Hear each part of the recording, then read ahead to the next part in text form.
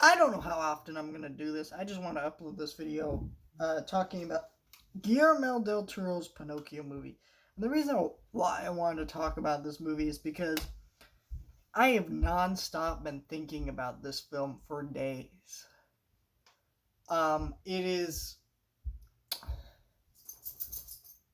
I don't know if there's words to describe what this film is. It is just. It's not a flawless movie. And I think I didn't portray that well enough in my review. I think a lot of the themes don't always come together with the anti-war messaging and things like that. But I've watched this movie twice. And with new movies, I don't watch them twice that quickly. Like, it just doesn't happen.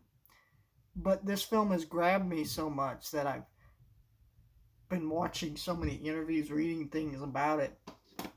And as much as I love film, I love doing that. I don't do that a lot with new movies. Maybe some older ones, things like that.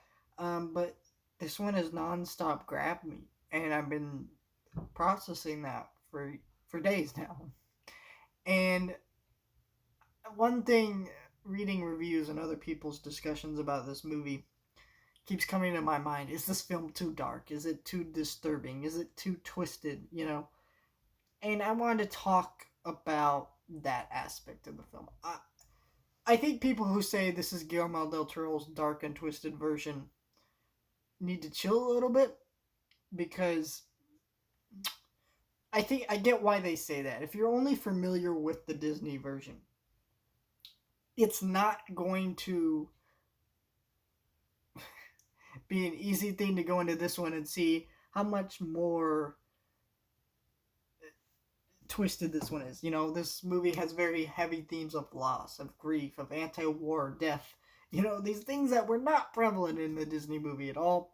It's about, the Disney movie is very much about an innocent little boy, boy puppet, whatever, learning to be a real boy and behave.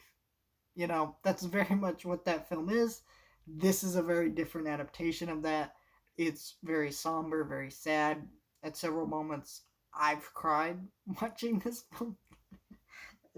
I want to cry right now thinking about moments of it. And I think that's why people say that, but Guillermo del Toro doesn't see it that way, and neither should we, the audience. First of all, the original film, yes, this is a darker version than that, obviously. But I think why people see that is because this is seen as a kids movie, and I think that that's unfortunate. Guillermo del Toro himself said that animation is not a genre. All the people who made this movie believe that. And part of why it's considered a genre is it's considered the kids' movie genre, basically. And that's really sad. This film is in the kids section on Netflix, unfortunately. And there are going to be a lot of parents that are going to have to turn this off because it is too dark and twisted. And I think that's more a failure of Netflix, but this film is a beautiful film. And it deals with heavy themes, yes. But I think what people need to realize, just because a show or a movie deals with heavy themes, it doesn't necessarily mean that the movie itself is depressing or it's going for a depressing message.